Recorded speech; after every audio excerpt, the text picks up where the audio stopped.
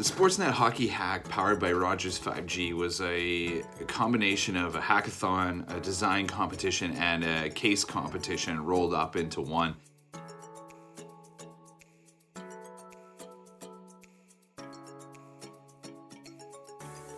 I think the main challenge that our team encountered was what is it that they actually want here? And we had to look at that from two ways. What sort of features do they want, but what problem are we really trying to solve?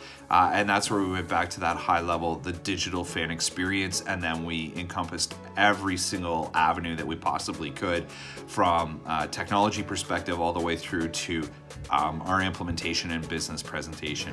When you think about the evolution of fantasy sports going back even just 20 years ago, something would be sent out in a newspaper. We'd fill out the players that we wanted to use for the season, mail it in, and at the end of the year you got your accumulated point total, and if you won the money. What we wanted to do is capture new forms of analytics, measure pressure ratings on players depending on the task or where they are on the ice. We made a system where you could actually pick the players off the team that you're using or the game that you're watching in the moment. So as they move on the ice, you can tap on a player so that you could use them.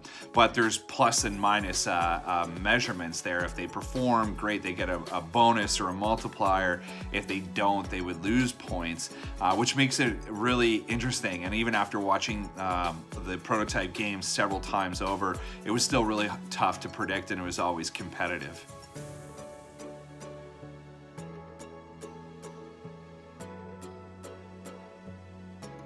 What have I learned at Stratford that I believe helped me succeed in this hack? How might we statements to start off with.